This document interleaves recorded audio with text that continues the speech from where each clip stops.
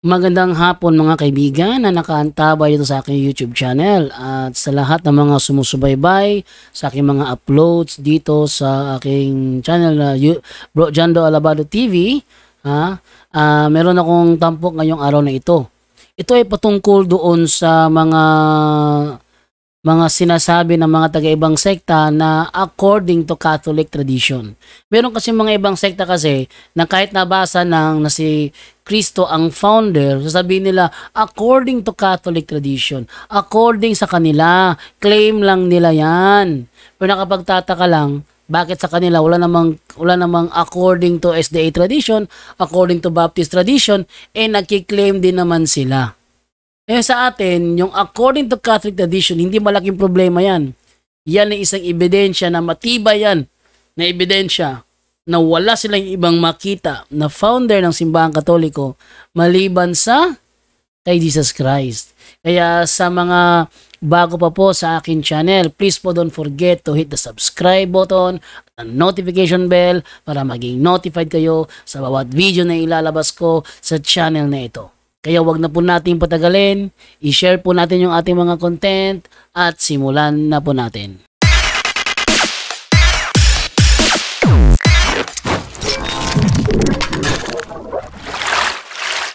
Ito ay galing ito doon sa isang nakapanood sa talakayan ko with Angelito Narvay, kung saan ay gumamit siya ng Google, no? Gumamit siya ng Google kung saan mababasa yung Catholic Church traditionally, ayun, mababasa yon. So, ito yung kanyang ikinababahala. Kaya, ang topic natin ngayong gabi is, malaking issue ba ang sinasabi na according to Catholic tradition? No? Yan, no?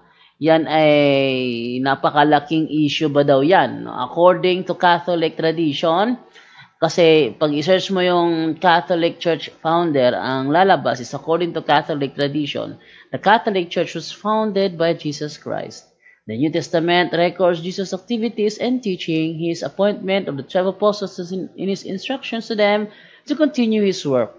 No, so sinasabi nila ngayon na according to Catholic tradition, ayan, di ba? So kayo lang ang nagki-claim niyan. Yun ang lagi nilang ano, di ba? Ang lagi nilang sinasabi. Pero ang tanong, malaking issue ba yan para sa atin? No, hindi. Actually, kailangan pa natin magpasalamat dahil yan ang sinasabi ng naturang Wikipedia. Naamin natin na ang Wikipedia ay hindi sa atin. Hindi tayo ang namumay-ari ng Wikipedia, pero still the Wikipedia nagsasabi according to Catholic tradition. Bakit according to Catholic tradition? Yan ay isang ebidensya na wala silang ibang mahanap na founder ng Catholic Church. Maliban doon sa sinasabi ng Catholic Church na kami ay founded by Jesus Christ. So, dapat tayo magpasalamat. So, hindi malaking issue yan. Doon sa nagtatanong, nagpapaabot na, please, bigyan nyo ng linaw ito. Kasi ginamit niya according to Catholic tradition, baka sabihin na tayo lang naman nagsasabi, tayo lang naman nagkiklaim. Huwag nyong kalilimutan. Huwag nyong kalilimutan na pati ibang sekta nagkiklaim din na sila ay founded by Jesus Christ. Halimbawa, sample lang natin. Itong Seventh-day Adventist Church, umaangkin din ito na sila ay founded by Jesus Christ. Pero, kung sisilipin naman natin ang kanilang pagkakatatag, ang nakalagay, kung search nyo yung Seventh-day Adventist founder, Ellen G. White. Bakit Ellen G. White?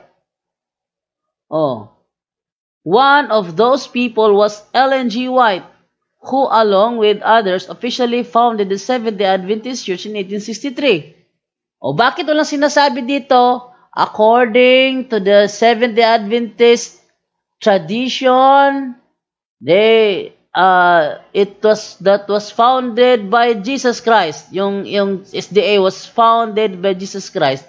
Bakit walang the Seventh-day Adventist Church was founded by Jesus Christ? Bakit walang ganon? Hindi ba nagki-claim din sila? Hindi ba't nagki-claim din sila na sila ay founded by Jesus Christ, bakit wala sa kanilang record na nasa Wikipedia na according to Seventh-day Adventist tradition, the Seventh-day Adventist was founded by Jesus Christ? Bakit walang ganun? Yun ay dahil reality is reality. Hindi na pwedeng baguhin ng reality, at ang reality, hindi sila founded by Jesus Christ. Kahit sabihin pa nilang, si Jesus Christ ang aming founder, maniniwala ba Wikipedia sa inyo? Nagre-research yun. Kahit pa mag-claim kayo na we are founded by Jesus Christ, ituturo pa rin ng Wikipedia kung sino ang lehitimong founder ng Seventh-day Adventist Church. Lahat yan na maangkin. Dagdagan pa natin, sino pa ang ibang umaangkin na sila ay founded by Jesus Christ? Ito, ang MCGI. Ayun. MCGI. Ano sabi dito? Search mo, MCGI founder, ang lalabas, Eli Soriano.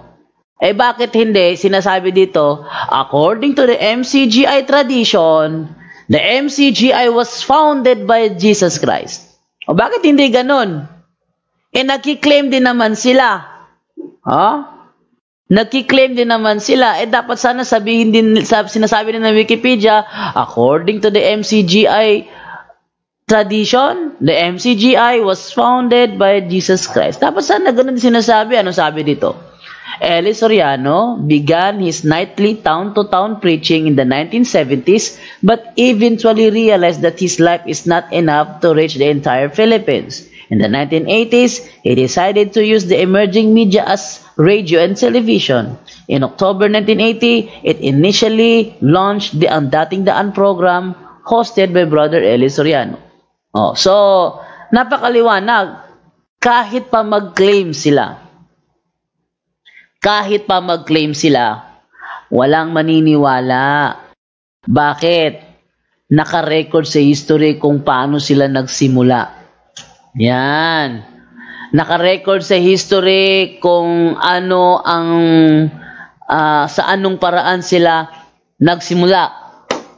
Naka-record sa history kung ano ang dahilan, kung paano, kung bakit sila lumitaw.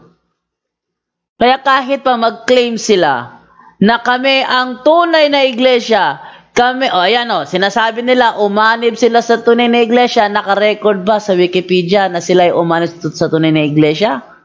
Wala. Wala. Dagdagan pa natin. Ayun. Iglesia ni Cristo, founder. Felix Manalo as the founder. Church of Christ, Spanish, Iglesia de Cristo, is an independent, non-Trinitarian Christian church founded in 1913. Ayan. So, paano ngayon yan? Sila, nag-claim din naman sila. Bakit pag nilagay mo founder, ang ilalabas, Felix Manalo? Nag-claim din naman sila. Dapat sana ilagay sana dyan is Iglesia ni Cristo, according to the Iglesia ni Cristo's tradition, the Iglesia ni Cristo was founded by Jesus Christ. Tapos sana may ganun. Pero hindi. Talaga ituturo ng Wikipedia. Kasi kapag sinabi mong founded ka by Jesus Christ, nagsaliksik ang Wikipedia, nalaman kung kailan kayo nagsimula, saan nagsimula. Hindi niya sasabihin, according to your tradition. Kasi mayroon silang ibang maituro in which the more legit na founder. Ito, dadagan mo natin. Ayan, Church of Christ. Yung Mormons. Church of Christ and Latter-day Saints denominations. Church of Christ and Latter-day Saints, original church founded by Joseph Smith on April 6, 1830. Bakit? Walang nakalagay dyan na according to the Mormon tradition, the church was founded by Jesus Christ. Bakit hindi ganoon nakalagay? Kasi alam ni Wikipedia ano ang reality. Ayun, meron ba isa? Ito, Baptist Church founder. Ang lumitaw naman, historians trace the earliest Baptist church to 1609 in Amsterdam, Dutch Republic, with English separatists, John Smith as its pastor. See? Tinuturo rin kung sino ang founder. So, ngayon, yung kataga na according to Catholic tradition, the Catholic Church was founded by Jesus Christ. Malaking problema ba yon? Ay hindi. Dapat tayong magpasalamat na talagang inaamin na Wikipedia na ang Katoliko was founded by Jesus Christ. Kaya nga, according to Catholic tradition, kasi wala silang ibang maiturong founder, maliban na lang doon sa sinasabi ng Catholic na hindi naman nila kayang pabulaanan. Hindi nila kayang pabulaanan ang claim ng Catholic Church. Bakit? Napakadami namang ebidensya. Maski pasugo ng Iglesia ni Cristo, ganoon din sinasabi, I have nothing against the fact that the Catholic Church which exists to this day can be traced back to the 1st century. Though kontra-kontrahan yung mga pasugo nila, minsan may nakalagay naman, ang Katoliko ay lumitaw noong ika-2 siglo. Meron din nakalagay din naman na ang Katoliko ay lumitaw noong ika-3 siglo. Meron din ika-4 na siglo, meron din ika-5 siglo. Pero mga pasugo po yan, iba-ibang siglo kung kailan lumabas. Pero ang hindi nila maiwasan yung isang sinagot ni Phil John Bifentes na I have nothing against the fact that the Catholic Church which exists to this day could be traced back from the 1st century. Isa nilang pasugo nang sasabi rin naman, even secular history shows a direct time link between the Catholic Church and the Apostles, leading to the conclusion that the true Church of Christ is the Catholic Church. So, andyan no? Yeah, hindi malaking issue kahit na ang nakalagay dyan according to Catholic tradition. Ano ba ang meaning ng tradition? Ang meaning kasi ng tradition kasi is the transmission of customs or beliefs from generation to generation, or the fact of being passed on this way. Yung naipapasa ba na either belief or practices, for example, mano po tatay. For example,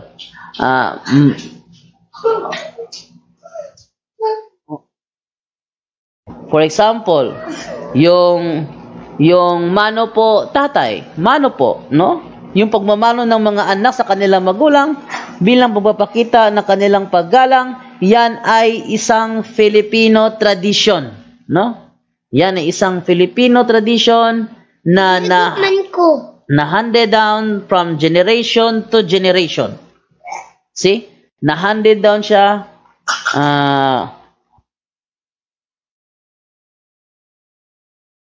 na-handed down siya from generation to generation na ipapasa. Ano pa? Ano pang, ang daming tradisyon.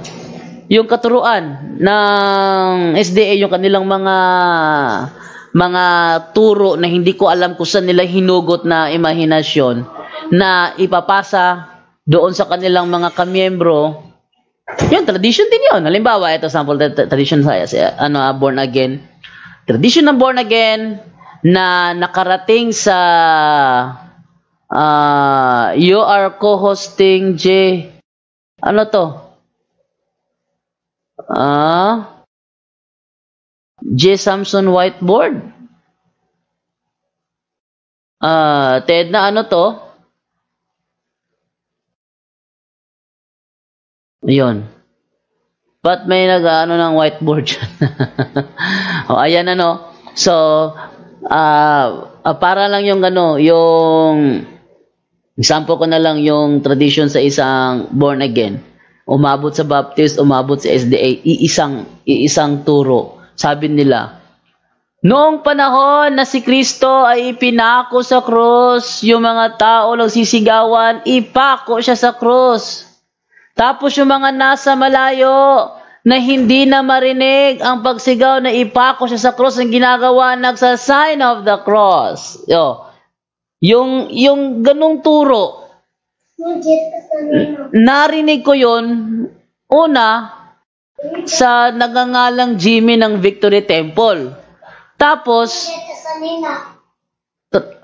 pagkatapos, ilang linggo lumipas, may dumalaw sa bahay, mga grupo ng mga pastor ng born again, ganun din ang sinabi.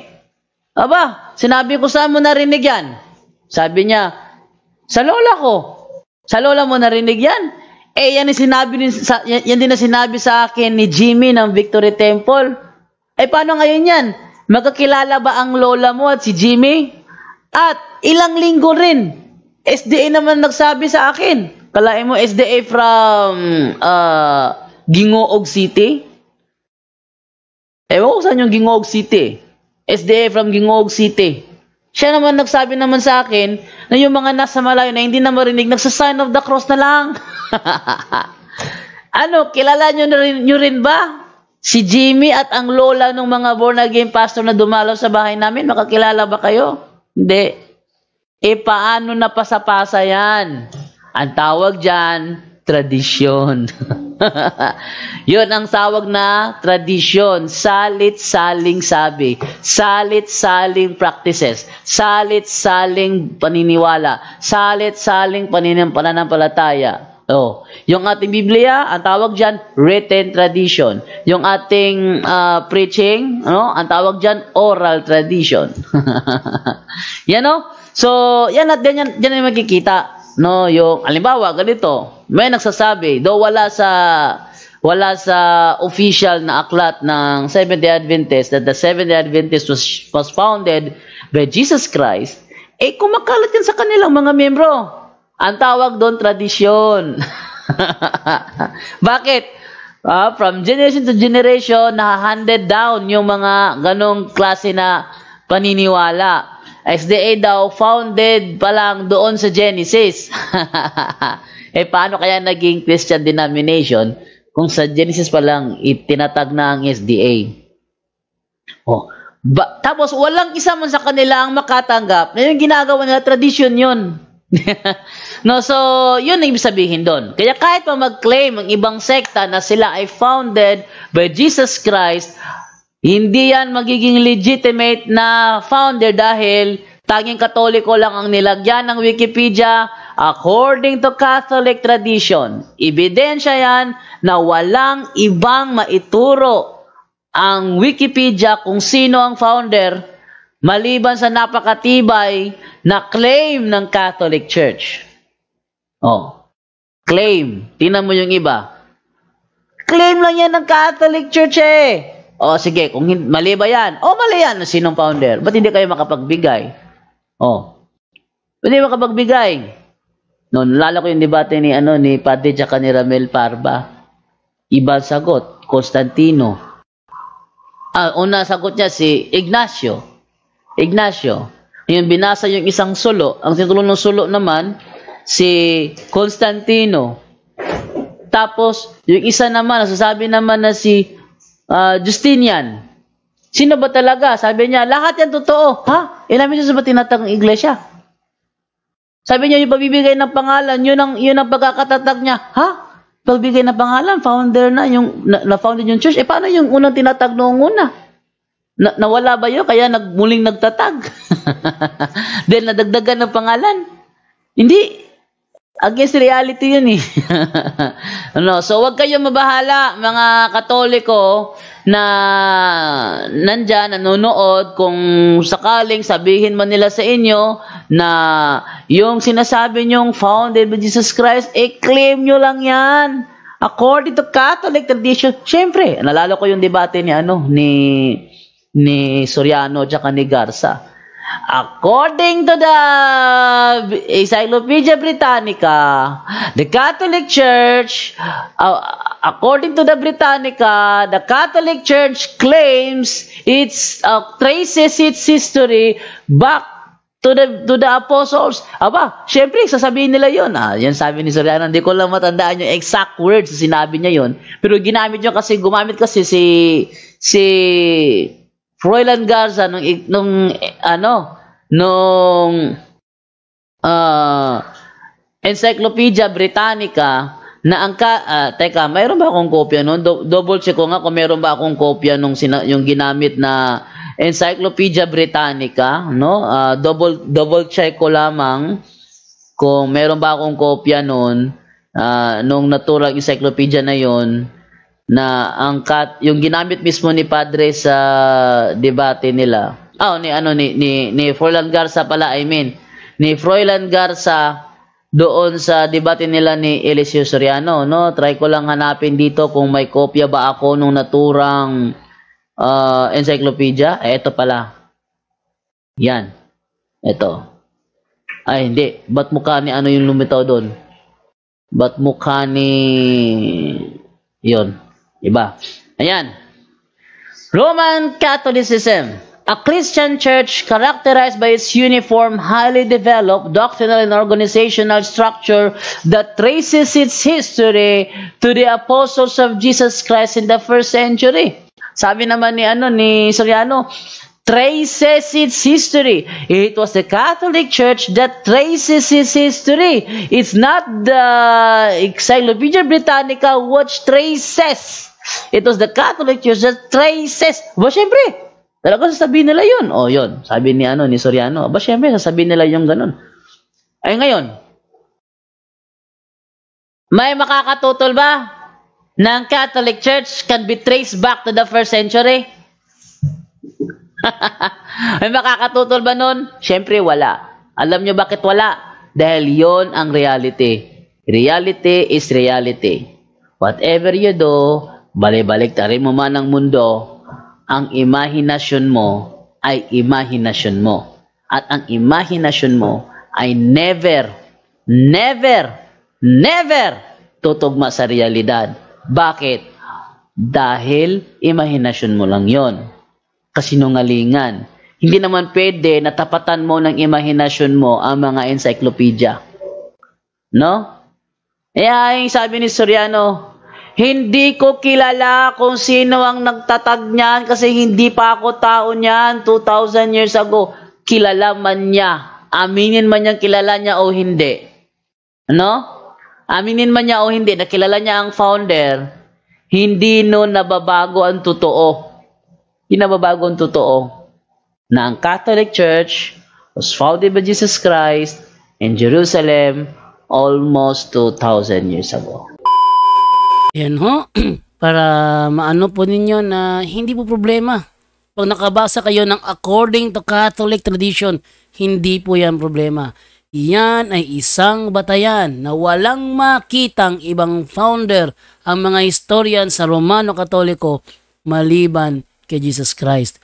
At hindi nila ginagamit yung sinasabi na si Emperador Constantine daw. Gaya ng claim ng mga SDA. Yun ang claim.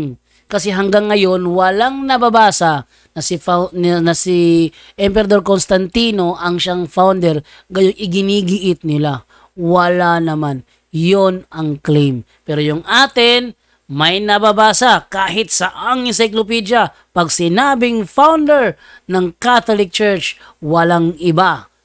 Ang Jesus Christ lang. Si Jesus Christ lang po, wala ng iba. No, sabi nila, according to Catholic tradition, maghanap ka ng ibang libro na wala nakalagay na according to Catholic tradition. Kaya nga ang sabi doon sa Grolier Encyclopedia, Catholic Church from Greek Catholicos Universal, term generally applied to the Divine Society, founded by Jesus Christ and endowed by the outpouring of the Holy Ghost on the day of Pentecost. More specifically, the name denotes the body of the faithful in communion with the Bishop of Rome, hence often called Roman Catholics. Doon sa Philippine history naman, the greatest legacy of Spain to the Filipino people is Christianity. Most specifically, the Roman Catholic religion. Strangely, this religion was Asian in origin, being founded by Jesus Christ in Palestine. O di maliwanag. So talaga napakatibay ng ebidensya. Kaya sinasabing according to Catholic tradition kasi wala silang ibang mahanap na sources maliban sa Katoliko. At yun naman talaga ang tama. Halimbawa, may nangyaring ganito. Yung bahay nilooban ng magnanakaw. Ngayon, ang reporter, kung kukuha siya ng report patungkol sa nangyaring pagnanakaw, saan siya kukuha ng report? Sa kapitbahay? Hindi. Saan? Sa kabilang barangay? Hindi rin. Saan? Sa kabilang baryo? Hindi rin. Saan? Sa kabilang lungsod? O kaya sa kabilang syudad? O kaya sa kabilang planeta? Basta ito lang masasabi ko dyan. No? Ito lang masasabi ko dyan. Na ang Katoliko, tatag ni Kristo. Kapag gusto mong malaman ang relihiyong yan, magtanong ka dyan. Tinan nyo ha. Tanungin mo 70 Adventist, sinong founder nyo? Sasabihin nila, Ellen G. White. O si ano, Jesus Christ. Ngayon, maniniwala bang Wikipedia niyan? Hindi. Kasi alam niya na etos lang yun. Okay? So, ganito na lamang po ang ating tapok ngayong araw na ngayong hapon na ito. Mamayang gabi po, wala pong live ang punto por punto. Relax po muna kaming lahat. Paliging kay Brother Junre, kaabag sa simbahan, wala pong live. Kaya mag-upload na lang ako mamayang gabi. Abangan po na yung mga upload ko na may magustuhan po ninyo. Maraming salamat po sa inyong lahat. Paalam.